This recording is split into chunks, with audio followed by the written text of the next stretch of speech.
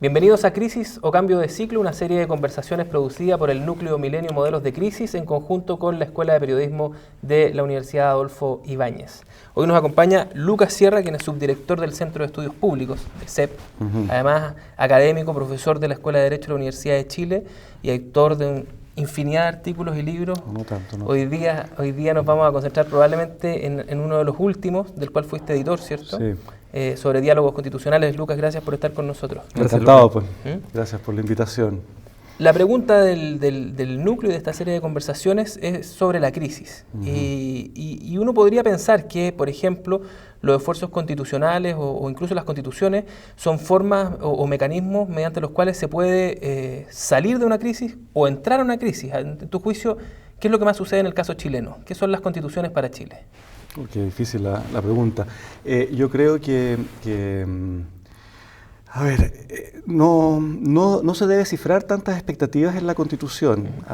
Nosotros vimos un proceso de hiperconstitucionalización. El derecho chileno se viene constitucionalizando, yo te diría, desde el año 1970-1971, desde el famoso Estatuto de Garantías Constitucionales. Esto ya es arqueología para nuestro público, pero fue la reforma constitucional que se hizo entre la Unidad Popular y la Reforma Cristiana para que la democracia cristiana votara por Allende en el Congreso Pleno, cuando había segunda vuelta en ese tiempo. Desde ahí lo que ocurrió, es una cosa que se debe aprender además de esa historia, ahí lo que ocurrió es que un conjunto de disposiciones que estaban en la ley fueron mecánicamente subidas a la Constitución. Se constitucionalizó el derecho, y eso es por el miedo, básicamente, porque la DC estaba en una situación entre dos fuerzas, digamos, tenía que apoyar a esta fuerza reformista, además siguiendo la tradición de Chile, que siempre se apoyaba a la primera mayoría, por una parte, pero por la otra estaba aterrada de que se impusiera el partido único, que la propiedad fuera barrida, digamos, esas dos almas que conviven en la democracia cristiana.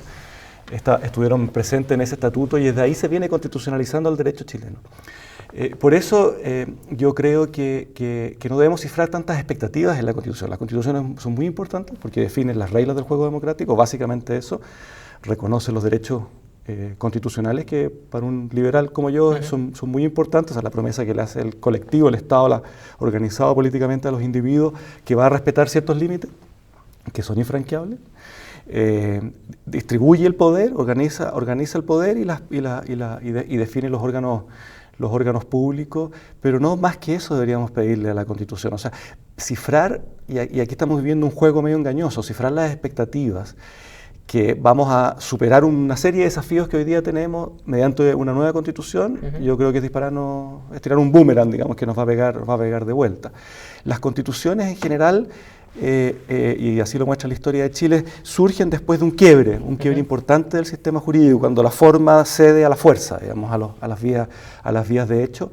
Eso ocurrió en todas las constituciones, básicamente, que tenemos, y hay ciertos discursos que pretenden generar una constitución completamente nueva, como si hubiese habido una crisis institucional, o sea que la forma ya desapareció completamente. Yo creo que es un error y me parece medio irresponsable políticamente decir eso.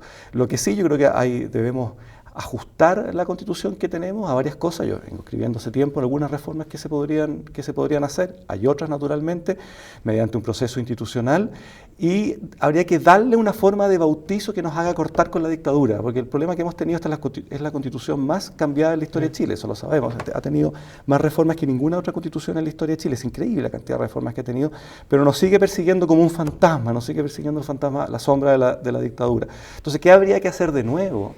Para cortar eso, yo creo que la Asamblea Constituyente es un despropósito enorme, digamos, un mal gasto de energías y de concentración y de una serie de cosas.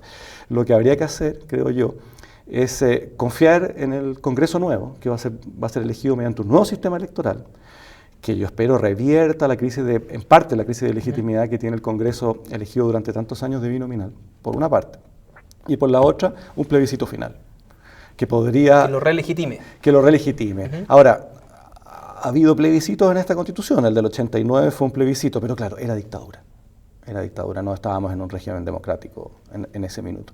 Entonces lo que podemos hacer es esta combinación, un nuevo Congreso, yo tampoco creo que va a ser demasiado nuevo, digamos. Así colapsó la Constitución Europea. en el proceso de validación ulterior de cada uno de los países. Bueno, pero sigue siendo constitucionalizado igual. O sea, sí, como que no está formalmente, pero Gran tiene una Bretaña igual carta. se está constitucionalizando, digamos, pero este es un país, yo creo, y si hay un gran acuerdo, como prometió la presidenta cuando ha hablado casi oracularmente respecto de esto, un gran acuerdo político y el Congreso, nuevo Congreso, se aboca seriamente con una comisión especial, por ejemplo, que recibe opiniones de las personas, se supone que va a haber cabildo, se recogen esas opiniones, etcétera. Yo creo que ahí vamos a poder borrar este pecado original que nos persigue hasta el día de hoy, pero es paradójico, como les decía, porque es la Constitución más reformada de la historia de Chile.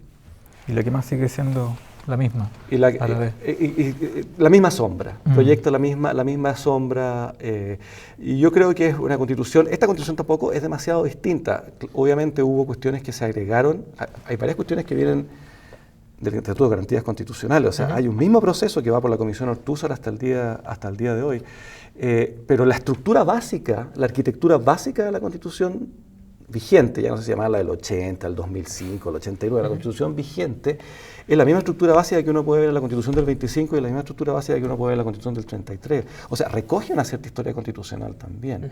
Lo que pasa es que tiene claro, viene de un origen, a pesar de que hay una continuidad, el origen, el vamos político que se le dio es pecaminoso, ¿no? Tiene esa mancha. La del 28 no, yo creo que la Constitución, la de 1828, es la Constitución más linda que ha habido en la historia de Chile. Pero igual hay algunos elementos todavía de la Constitución del 28 que perduran hasta el día de hoy. Lo que pasa es que esta Constitución tenía autoridades designadas, digamos, que es completamente contrario a la tradición chilena, los senadores designados. Tenía exacerbado el poder de las Fuerzas Armadas. Ahora, todo eso se fue limpiando, pero tiene instituciones que a mí me parecen completamente inaceptables desde el punto de vista democrático, que son las leyes con quórum supermayoritario. Como leyes, no me parece sensato para cambiar la Constitución que exista algo más que la mayoría absoluta. No me parece discutible, y en general las constituciones del mundo apuntan en ese sentido, pero que existan leyes, ese ejercicio de la potestad legislativa con supermayoría, eso combinado con el binominal era un artilugio antidemocrático muy fuerte, que me parece que era una rémora de la dictadura que se ha limpiado en parte. Y la otra, me parece que el Tribunal Constitucional, yo creo que es discutible que la supremacía constitucional sea defendida por un tribunal. Hay mucha experiencia comparada al respecto, la típica de la Corte Suprema Americana, porque es muy contramayoritario, no un órgano jurisdiccional que sea un tribunal la alemana también es muy relevante en esa tradición. También, ¿no? muy relevante. Hay varias, digamos, en Latinoamérica también, pero podría ser un órgano político, digamos. El que fuera el guardián de la Constitución. No es evidente que sea un tribunal, pero nuestra tradición apunta de alguna manera, desde el recurso de inaplicabilidad de la Corte Suprema, a que sea un órgano jurisdiccional, pero me parece que la competencia de este Tribunal Constitucional es completamente exacerbada, o sea, que tenga competencia previa en los proyectos de ley, inaudito. Ahora, en la actual circunstancia, tú mencionabas al miedo como un factor relevante de esta constitucionalización o hiperconstitucionalización. Del 70 de todas maneras, y del 80 también. Claro, y uno podría decir del 89 también. O sea, las reformas constitucionales las últimas, ¿cierto?, de la dictadura que se consensúan con la entonces incipiente concertación también tienen que ver con lo mismo, es decir, con qué es lo que va a pasar una vez que los militares estén fuera del poder y por lo tanto cuáles son aquellos elementos que hay que cautelar. Exacto, pero si tú la miras obviamente a escala dentro de la situación política que se vivía en el 89, yo te diría que la del 89 es la menos miedosa de todas. Porque, como reforma. Porque a pesar de que su alcance era muy limitado por las circunstancias del caso, pero si tú comparas el texto del 89, que salió pero ahí 89, se incluye una protección 80, económica, por así decirlo, un poco adicional, digamos, a lo que... Sí, bueno, pero se rebaja el carácter absolutamente pétreo que tenía la Constitución del 80, varias facultades presidenciales se reducen, es decir, o sea, se produce, tiene algo, guardando las distancias, con el proceso liberalizador de la Constitución del 33 que ocurrió en la década de los 60 y 1860, 1870, sobre todo en Chile. Esa era menos miedosa. Sí, es que yo me quería colgar de esa idea, como tú decías, claro, el pecado de origen de la Constitución del 80 se mantiene, más allá de todas sus reformas, digamos, de alguna manera. Pero si uno te toma el punto, el del miedo, incluso si lo morigeramos un poco, decimos más bien el de la desconfianza, también podría ser el principal móvil de la hiperconstitucionalización actual. Es decir, más allá de quienes quieren hacerla, incluso la idea de la Asamblea Constituyente parte de la desconfianza de lo que va a ocurrir si es que las reformas a la Constitución se hacen por un mecanismo distinto que la plena participación. O sea, ahí también hay un... Ojo que hay que distinguir entre participación y representación. Las asambleas constituyentes no son participativas. Lo que es participativo son los referéndums, los plebiscitos. Las asambleas constituyentes lo que buscan es representación. Una representación se supone que es más intensa de la que da el Congreso. Yo dificulto que pueda ser necesariamente así. A mí me da...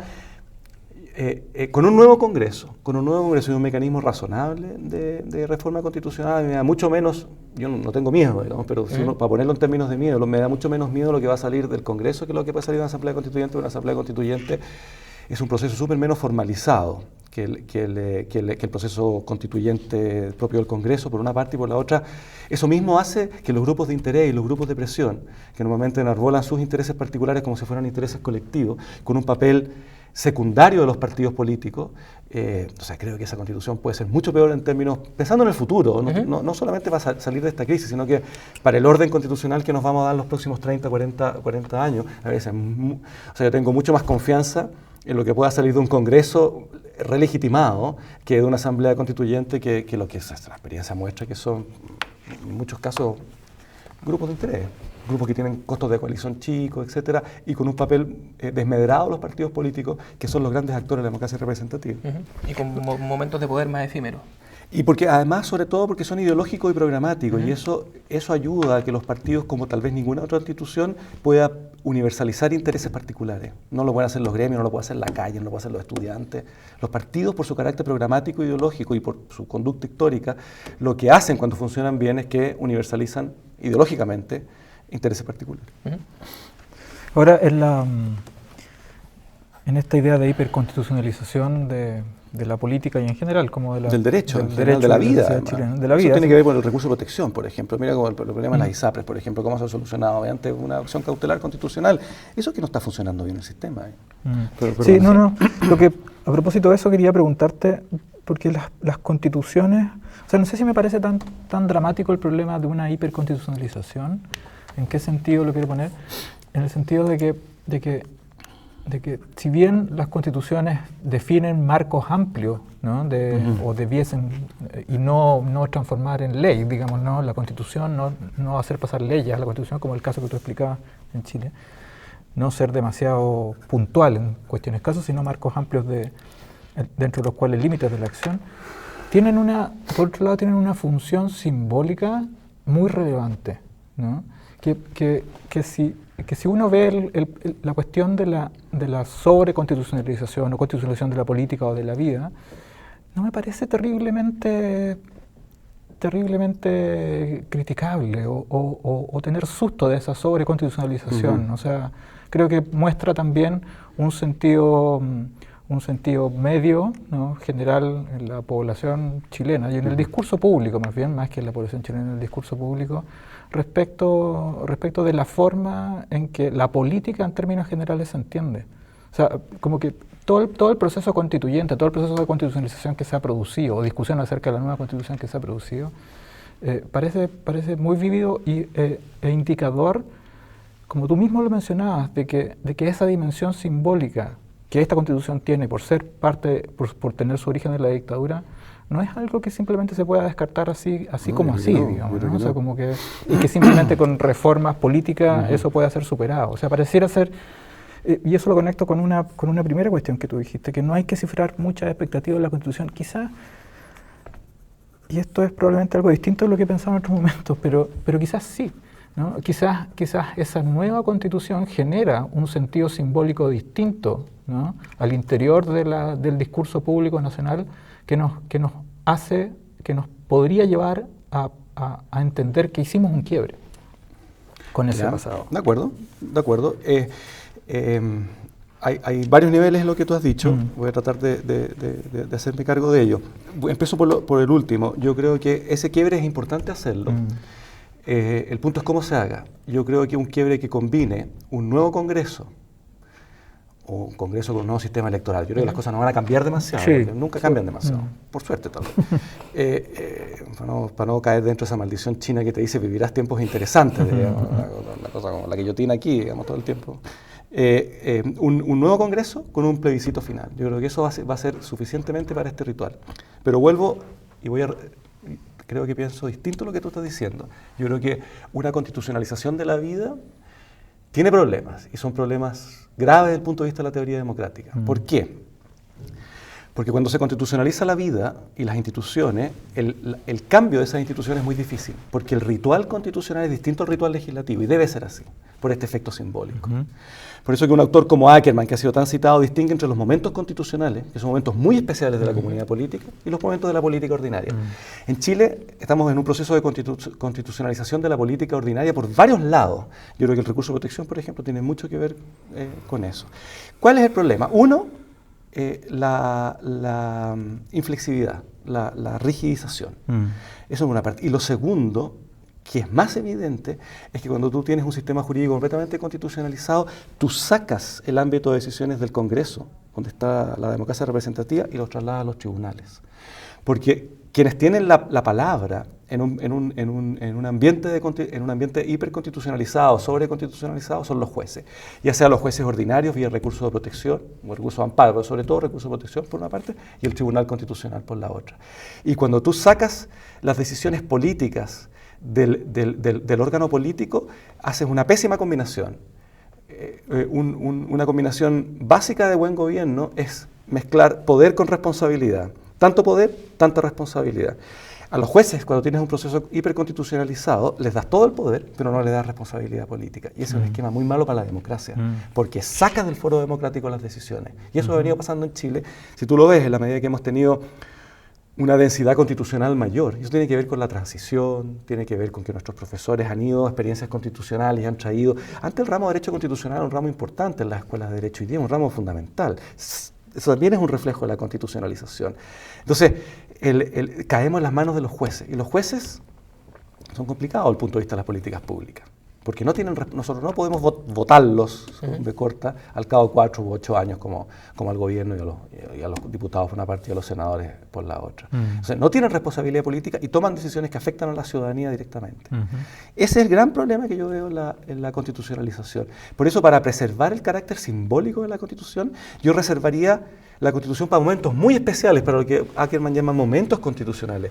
Porque si tenemos una Constitución que penetra cotidianamente todos los días, todo es Constitución y por lo tanto finalmente nada es Constitución. Pierde, se desacraliza. Pero esa idea debiese estar acompañada del tamaño de la Constitución también. Me refiero por tamaño, ¿cierto?, a la cantidad de temas que tú puedes ver ahí. Ahí en este caso, claro. Porque si nosotros pretendemos poner el máximo de temas dentro de la Constitución y asignarles, por lo tanto, rango constitucional, o sea, la desacralización es casi inmediata. O sea, completa, porque todo pasa a ser Constitución y por lo tanto todo nada varía, es Constitución. Y como la vida varía aceleradamente, hay que irla ajustando. Déjame darte un ejemplo. Nosotros vivimos un proceso de hiperinflación de órganos constitucionales. La Constitución del 28, de 1828, debe haber tenido... Creo que eran 2 órganos en la Constitución, más allá de los típicos, que era el Congreso, el Gobierno y el Poder Judicial, que son los clásicos, ¿no es cierto? Hoy día tenemos una Constitución que tiene alrededor de 12 órganos constitucionales. El Ministerio Público, el Banco Central, las Fuerzas Armadas con una regulación orgánica que es inédita en la historia de Chile, la Contraloría General de la República, etc. Hay un conjunto de órganos, y esos órganos están... que son muy importantes sus decisiones, pero están fuera del esquema de responsabilidad política que existe. ¿Te fijas? Y por eso, ¿qué es lo que se trata de hacer para volverlos al control democrático? Que son las propuestas que están dando vuelta. Poder acusar constitucionalmente a los consejeros del Banco Central o al fiscal del Ministerio Público. ¿Te fijas? Que son soluciones que van por el lado al problema. Y un caso muy concreto de la rigidización que pasa. Hace mucho tiempo se está diciendo que el Ministerio Público debe tener una fiscalía de delitos de alta complejidad, o sea, no hay que no se hace. Requiere reforma constitucional para hacerlo, porque está el estatuto completamente contenido en la Constitución, cosa que es una locura.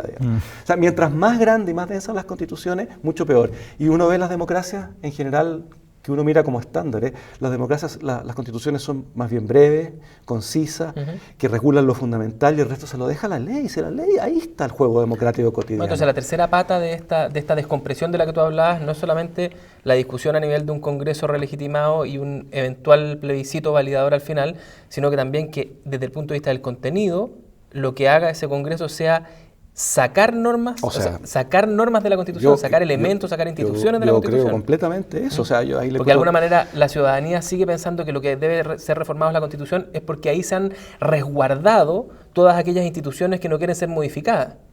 Entonces también hay un juego, perverso ahí. Yo creo, como dice Jorge Correa, que la Constitución hay que entrarle con goma y no con lápiz. Nosotros tenemos la Constitución recargada en un montón de aspectos, en otros no, pero sobre recargada en un montón de aspectos, y eso hay que mirar atrás, hay que mirar a la Constitución del 28, te diría yo. ¿Y eso qué implica? Una confianza en la ley. Ahí hay que... La cotidianidad de la política se juega en la ley, no en la Constitución. Ahora, una de las cosas relativas a la Constitución y a la integración de elementos de la Constitución, seguramente en la próxima discusión constitucional va a tener mucho que ver los problemas de desigualdad en la sociedad chilena, ¿no? Sí. Y seguramente la motivación de integrar elementos al interior de la Constitución va a tener que ver con el resguardo de esos derechos y con la igualdad de esos derechos. O sea, ¿tú crees que en un contexto tan desigual, ¿no? como estamos viviendo en el caso chileno, se puede esperar que en la discusión misma política no se intenten justamente introducir esos derechos mediante instituciones fijas al interior de la Constitución que resguarden? ¿Te refieres a los derechos económicos sociales, los derechos más colectivos, más de prestación? Por ejemplo, la educación. ¿Como derecho? Constitucional, por ejemplo, ¿no? O sea, como cuestiones de ese tipo. Bueno, hoy día existe. O cosas de atención en salud, o cosas de ese tipo, ¿no? O cosas, digamos, más puntuales que apuntan justamente en condiciones de igualdad. Esa es una discusión bien candente e importante. La Constitución del 25 tenía lo que nosotros llamamos derechos económicos y sociales de una manera más explícita que la Constitución del 80. Sin embargo, como lo han apuntado varios constitucionalistas, la jurisprudencia del Tribunal Constitucional ha venido estableciendo por la vía de su jurisprudencia un conjunto de derechos económicos y sociales al amparo del texto de esta Constitución que parece más bien escueta respecto de esos derechos. Ahora, yo tengo problemas. Yo creo que las constituciones deberían resguardar como derechos propiamente tales, es decir, accionables frente a un tribunal. Porque si hablamos de derecho que no es accionable a un tribunal, me parece que estamos pervirtiendo el lenguaje y nos estamos confundiendo. Tienen que ser los derechos que se llaman de primera generación, los derechos civiles y políticos. Cuando tú tienes derechos económicos y sociales, y sobre todo derechos que se puedan imponer a la ley de presupuesto, por ejemplo, estás entregándole a los jueces el diseño de las políticas públicas. Pero hay una salida que es intermedia entre estos dos extremos, que uno podría aprender a la Constitución de Suiza de 1999, por ejemplo, que establece derechos accionables ante los tribunales, o sea, derechos en forma, que son los verdaderos derechos como garantías constitucionales, y los objetivos de igualdad, por ejemplo, que tú dices, de prestaciones, etcétera, están establecidos como objetivos de política, no como derechos. O sea, son mandatos al legislador, no a los jueces. Que es una alternativa muy interesante, yo creo que esa es una alternativa que deberíamos explorar en Chile. Que le dan algún tipo de control a los jueces, pero un control más limitado. Por ejemplo, le dan a los jueces poder analizar una legislación que ha sido democráticamente aprobada, estableciendo criterios básicos, muy básicos de acceso, por ejemplo.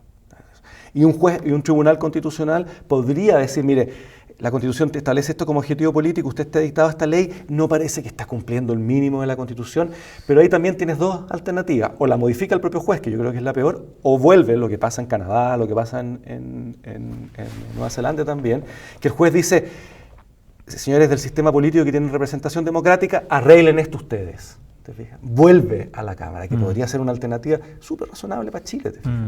Que es una vía intermedia entre no contemplar nada del punto de vista de derechos prestacionales, no voy a decir derechos que cuesten plata, que no cuesten plata, porque todos los derechos cuestan plata, y como ha salido tanto, no sé, por el derecho a la libertad ambulatoria o el derecho a la vida, cuesta plata, porque hay que tener policías que estén resguardando, caminos, ¿te fijas? Hay una serie... todos cuestan plata, lo que pasa es que hay unos que son más prestacionales que otros. Y esa cuestión prestacional yo creo que más bien puede ser abarcada sin desestructurar el sistema democrático para, de nuevo, combinar poder con responsabilidad, que los jueces tienen poder pero no tienen responsabilidad política. es una vía que establezca esos como objetivos de política, no seguir hablando de derechos, como objetivo de política en la Constitución, como un mandato a los legisladores, controlable en cuestiones básicas por la judicatura, pero controlable no para que la resuelvan los jueces, sino para poder decir, bajo circunstancias muy particulares, señores del Congreso y Presidente de la República, esto no cumple este estándar, arréglenlo ustedes. Es como poner una banda, en definitiva, en la cual se puede mover. Una especie de banda, claro, un piso por lo menos, un piso de esa banda. Entonces, esa es una alternativa. Interesante. Oye, yo te quería preguntar otra de tus últimas comisiones, desde la Valech en adelante, me acuerdo que había estado. No, la indígena. Desde la indígena fue la primera. Fue la comisión de... Lo presentamos como comisionado, que habría sido lo correcto. Claro. Terrible. Comisionado Sierra. No, la de Probidad, ¿no? Sí, la de Engel. La de Engel, claro, la comisión Engel. ¿Cuál fue tu impresión de esa situación de probidad en Chile? No sé, ¿cuál es tu idea general? Así como, ¿qué impresión te quedó? Más allá de las cuestiones particulares y específicas, pero... Fue muy interesante precisamente esa experiencia porque recibimos muchos testimonios de autoridades del Estado, por ejemplo, y también de organizaciones y del mundo de la sociedad no institucionalizada, digamos, públicamente. Y eso fue muy interesante. Déjame decirte una primera cosa para conectarlo con lo anterior. A mi juicio, nada de lo que propuso la Comisión Engel requiere reforma constitucional, por ejemplo. Nada. La reforma constitucional más bien es un distractor en relación a las cuestiones que hay que hacer. Son legislativas y muchas reglamentarias, digamos. Reglamentarias o del gobierno o del propio Congreso, que eso es importante. Que son formas de autorregulación que requieren cierto estoicismo y heroísmo. Eso por una parte. Y lo segundo es que yo te diría como lo vienen demostrando las encuestas, desde las que hizo Mario Muy, digamos. En Chile, 50, 60. En Chile las élites son mucho más polarizadas que la masa de la población. Si uno, no sé, pues, ve Twitter o alguna prensa, o en general la prensa, estamos viviendo con una situación apocalíptica, que vamos por un despeñadero, te volvés loco, digamos. Y no es el caso, era la sociedad en general es mucho más centrada, digamos, que las élites que se radicalizan muy rápido. No sé si se da en todo el mundo, pero en Chile pareciera ser así. Eso por una parte. Y por la otra, tenemos una institucionalidad que todavía, creo yo, es fuerte y valiosa en el conjunto del Estado. Hay problemas, y se ha venido mejorando, creo yo, y las crisis han ayudado en eso. Para volver al título original de esta conversación, han ido ayudando a eso. Para usar este ideograma japonés, que las crisis son un peligro y una oportunidad, obviamente hay un peligro, pero hemos venido aprovechando la oportunidad. El caso de Mopgate fue uno. Esta no fue la primera comisión en este sentido, hubo dos antes por lo menos. El gobierno del presidente Frey hizo una y el primer gobierno del presidente Bachelet hizo otra. Nosotros nos apoyamos en esos hombros también, por eso pudimos avanzar tanto en tan poco tiempo, con esa ayuda. Y mi sensación, vinieron el Contralor General de la República, vino personas del Ministerio Público, vinieron de la Alta Dirección Pública, vinieron de Chile Compra, de un conjunto de instituciones, y uno empieza a oír a estos funcionarios, o sea, gente de la mejor calidad, comprometidos, con clara conciencia de los problemas que tienen. O sea, no quiero decir con esto que estamos exagerando y que no pase nada, pero Chile tiene una base institucional que la ha tenido, yo creo, que ahora como que cae un poco en las sombras, pero que todavía existe, muy valiosa, o sea, unos como funcionariado público todavía de muy, muy, muy buena calidad, por lo menos en su estructura directiva. O sea, eso fue, de alguna manera yo lo confirmé, digamos, en mi propia experiencia, confirmarlo y verlo reafirmado fue como una tranquilidad muy, muy grande. Así que esa fue instituciones con clara conciencia de sus propios problemas, de lo que han avanzado, de sus capacidades, de los desafíos que tienen por delante, etcétera. Y me acordé, ¿dónde está el problema? Bueno, hay problemas, hay distintos problemas. Yo te diré que más bien el problema está por el lado del Congreso y los partidos, diría yo. Pero tampoco la solución ahí es como se puede ver que se vayan todos para la casa y que vamos a gobernar en la calle, digamos. Eso es a la puerta al cesarismo o a la dictadura, digamos. La historia no va a cambiar con eso. Lo que pasa es que mejorar institucionalmente los partidos y hay que seguir mejorando institucionalmente el Congreso, etcétera. Y esa fue una sensación importante, y me acordaba que yo lo oí a Enrique Barro, que uno ve como la punta del iceberg, pero hay una base sumergida del iceberg en Chile que tiene como la quilla institucional de Chile, que todavía es muy sólida. Y hay que aferrarse a ella, digamos, para mejorarla, pero no hay que descartarla. Ahora, la discrecionalidad de ciertas instituciones, o normas o procesos regulatorios es un incentivo importante o un fomento importante para la corrupción, digamos. Sin duda, y eso, eso lo dice cuando el la informe, decisión de una persona por supuesto, es gravitante para el futuro del proyecto. Y hay distintos niveles, por ejemplo, a nivel municipal, por ejemplo. Eso te iba a preguntar, parece que hay uno de los mayores hay un trabajo que hacer enorme a nivel municipal, enorme, y la Comisión propone un conjunto de reformas que ninguna requiere de Constitución, de nuevo, y que tienen que ver con desde la contratación de parientes, de la contratación del lobby, la puerta giratoria, o sea, salir de un lado para entrar a otro y volver al otro. Ahí hay un desafío enorme a nivel municipal, enorme. Por ejemplo, ese es uno.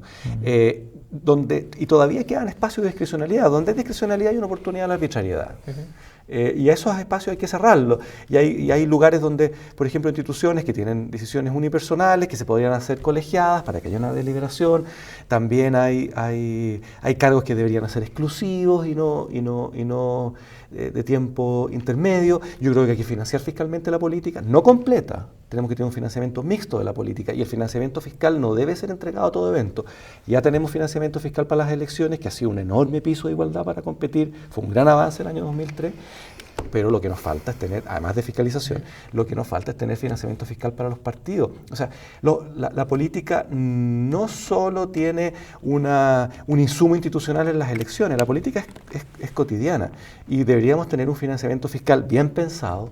Nosotros, pues paso un aviso, hemos hecho varias propuestas en el CEP en este sentido, de condicionar los aportes al trabajo de los partidos, pero la dedicación a la política debería ser profesional. Por eso yo no creo, por ejemplo, y la Comisión no lo propone, salvo en el caso de los alcaldes, que se tenga que limitar la reelección de los parlamentarios. Uno debe incentivar carreras profesionales en la política. Así como tiene buenos ingenieros, buenos profesores, tiene buenos periodistas, debe tener políticos profesionales que se dediquen a la política, pero que en cada elección realmente arriesguen el asiento. O sea, la reelección tiene que ir por ese lado. Formar un buen parlamentario toma mucho más que 1 o 2 periodos en la Cámara de Diputados. En 4 años, un parlamentario está recién aprendiendo el trámite legislativo. Si lo hace bien y arriesga su asiento a los 4 años, ¿por qué se va a cortar? Y hay que tener financiamiento fiscal a los partidos políticos, porque los partidos políticos se derivan bienes públicos que legitiman un financiamiento fiscal.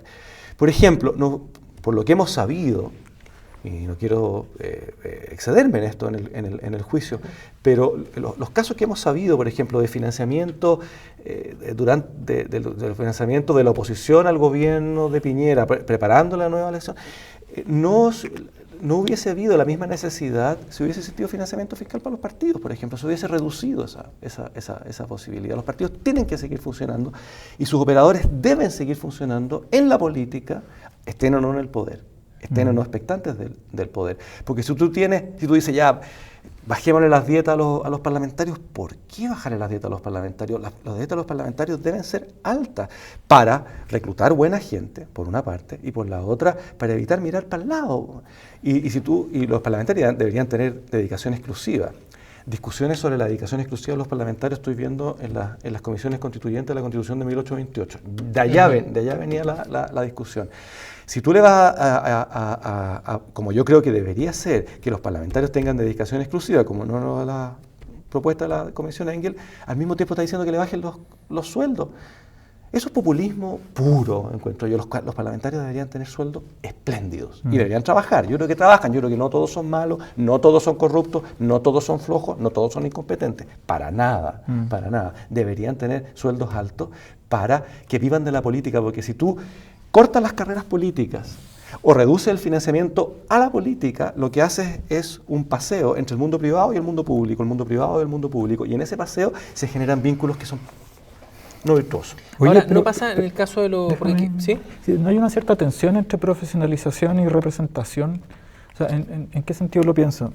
En el sentido de que una idea de profesionalización conduce más bien a construir desde la oferta, por ponerlo en esos términos económicos, y no desde la demanda. O sea, como que permite construir una cierta forma de hacer las cosas, una cierta técnica, que es en algún sentido opuesta no sé si opuesta, pero al menos entra en tensión con un sentido simbólico de representación, que no es técnico, sino que es más bien de carácter simbólico. O sea, como que me siento representado o no me siento, ¿no? En cambio, el político profesional, ¿no?, más bien ocupa la técnica antes que la forma comunicativa de contacto con el público. De acuerdo, si te entiendo bien, yo creo que no tienen por qué ser mutuamente excluyentes. Se pueden combinar de alguna manera, y me parece que la clave para combinarlo es tener un sistema electoral competitivo. Y ojo, muy importante con esto, y creo que en Chile estamos mal encaminados ahora, es un sistema de financiamiento que ayude a la competencia, que ayude al candidato desafiante a desbancar al incumbente. Y ahí se produce, ese es el espacio para la comunicación, me parece, para la cuestión simbólica. Por eso te decía, si tú quieres tener buenos parlamentarios y que no se apenden caudillos o flojos en los cargos, no cortes, porque las experiencias donde hay límite no son buenas. O se buscan macanas, como por ejemplo, hay una asociación eterna entre un diputado y senador y se cambian, uno pasa a senador, como en México, por ejemplo, o las experiencias... Como hicieron Putin con Medvedev. Y como no conocía ese caso, pero ya, sí, claro, porque pasó uno a ser primer y ministro así y vas, presidente y vas burlando la ley de una manera que pareces cumplirla, pero la estás burlando, que es el peor sistema, porque no puedes cambiarlo, digamos. Es muy difícil levantar un dedo así crítico para cambiarlo, por una parte. Y la otra es la experiencia en Estados Unidos, en los congresos estaduales, hay un 50% tienen normas de reelección, o sea, límites a la reelección, y otros no. Y la experiencia en los límites de la reelección no es buena. No se produce la renovación que uno quisiera, que entren minorías, no, eso no. Y además se expande el síndrome del pato cojo del Ejecutivo a los parlamentarios. O sea, el parlamentario que ya está al final y no puede volver, o no le hacen caso, o no le preocupa la legislación, porque está mirando para afuera, o empieza a pedir favores hacia afuera, porque se va a tener que ir, ¿te fijas? Y eso es una posibilidad de corrupción. Ahí hay un equilibrio, en definitiva, regulatorio. ¿Cuánto tú puedes rigidizar también esa norma o hasta qué punto, ¿cierto?, sin que la gente se te salga finalmente la norma? Es lo que ha sucedido, por ejemplo, en el caso chileno o por lo menos sucede hasta ahora, con las normas tributarias. O sea, el gran formalizador de la economía ha sido un servicio de impuestos internos y una lógica tributaria, ¿cierto?, que entrega un conjunto de incentivos para que tú te formalices.